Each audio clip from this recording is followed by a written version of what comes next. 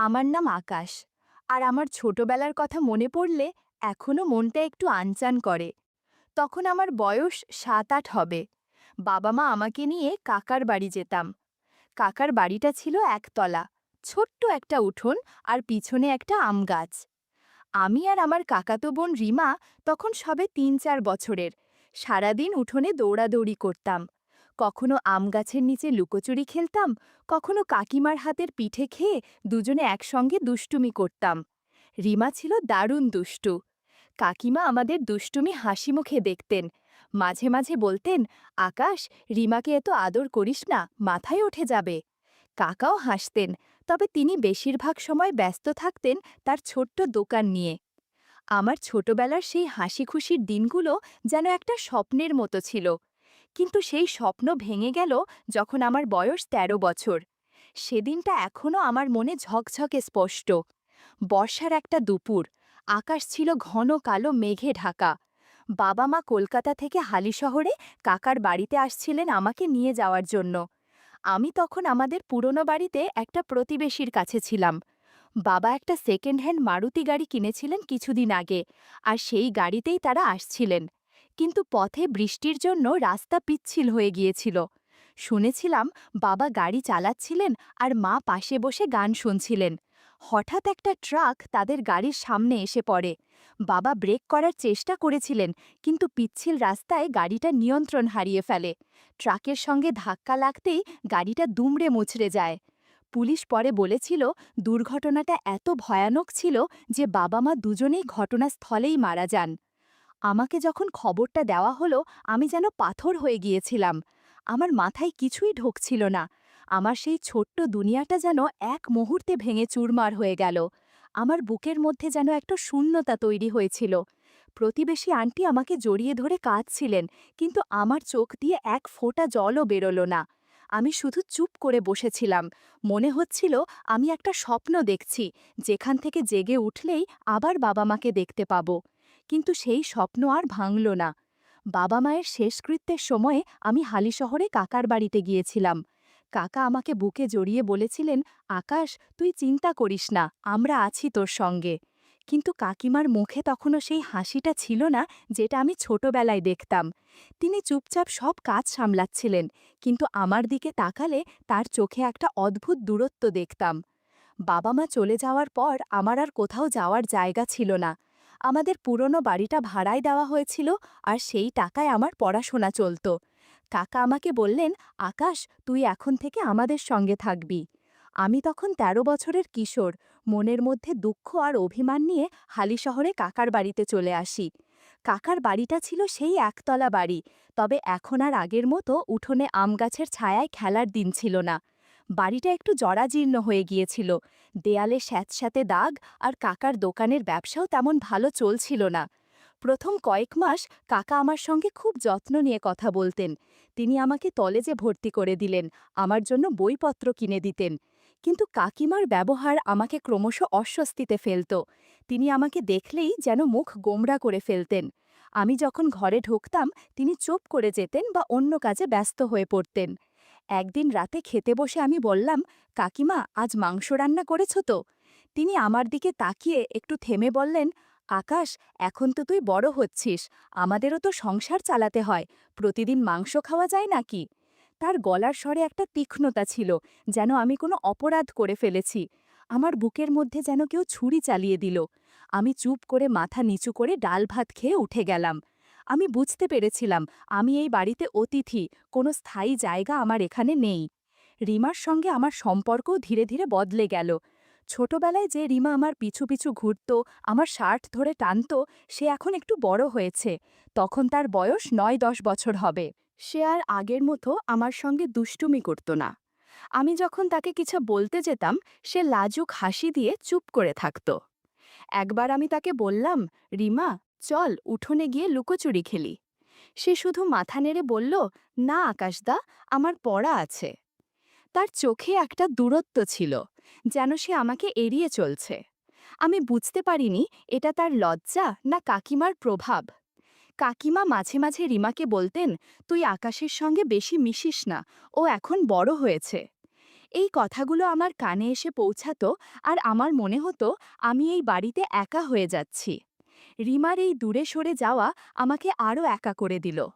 একদিন আমি ঠিক করলাম আমি আর এখানে থাকব না। আমার পড়াশোনার জন্য বাবা মায়ের বাড়ির ভাড়ার টাকা আসতো, আর আমি একটা ছোট্ট চাকরির জন্য আবেদন করেছিলাম। কলেজ শেষ হওয়ার পর আমি কলকাতায় চলে আসার সিদ্ধান্ত নিলাম। কাকাকে বললাম, কাকা, আমি এখন নিজের পায়ে দাঁড়াতে চাই। কাকা একটু দুঃখ পেলেন, কিন্তু বললেন, ঠিক আছে আকাশ, তুই যা ভালো বুঝিস। কাকিমা কিছু বললেন না, শুধু মাথা নাড়লেন। আমি বুঝলাম তিনি হয়তো খুশিই হয়েছেন যে আমি চলে যাচ্ছি। রিমা আমার দিকে তাকিয়েছিল, তার চোখে একটা কথা ছিল, কিন্তু সে মুখে কিছু বলল না। আমি আমার ব্যাগ গুছিয়ে অজানার উদ্দেশ্যে রওনা দিলাম, আর পিছনে ফেলে এলাম সেই বাড়ি যেখানে আমার ছোটবেলার স্মৃতি ছিল। শহরে পা রাখার প্রথম দিনগুলো ছিল যেন একটা দুঃস্বপ্ন। আমার কাছে থাকার জায়গা ছিল না। প্রথম রাতটা আমি শহরের একটা বাসস্ট্যান্ডের বেঞ্চে কাটিয়েছিলাম।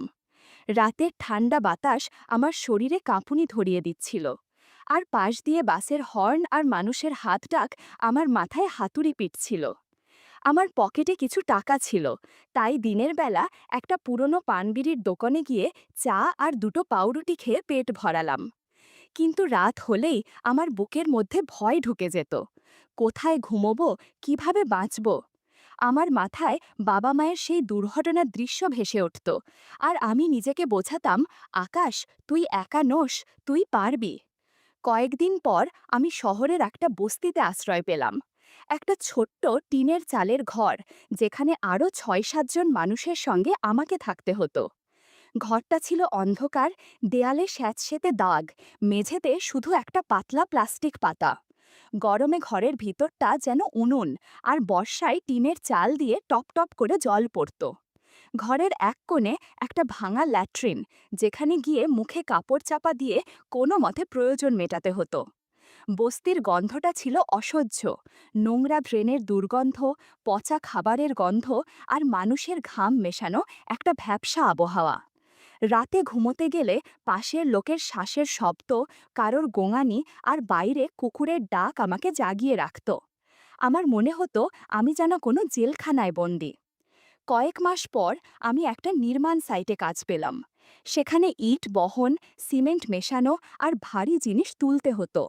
সকাল থেকে সন্ধ্যা পর্যন্ত আমার হাতে ইটের ধুলো, কাঁধে ব্যথা আর পিঠে সিমেন্টের বস্তার চাপ। আমার হাতে কড়া পড়ে গিয়েছিল, আঙুলগুলো ফেটে রক্ত জমত। কিন্তু আমি থামিনি। সাইটের অন্য শ্রমিকদের সঙ্গে আমি মিশতে চেষ্টা করতাম।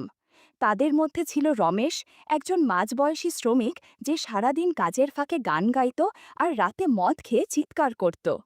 আরেকজন ছিল শ্যামল, যে তার গ্রামের বউয়ের কথা বলতে বলতে কাঁদত। আমি তাদের সঙ্গে হাসতাম, কিন্তু মনের মধ্যে একটা শূন্যতা ছিল। আমার কেউ ছিল না, কেউ আমার জন্য অপেক্ষা করত না। নির্মাণ সাইটে আমার পরিচয় হলো মিনার সঙ্গে।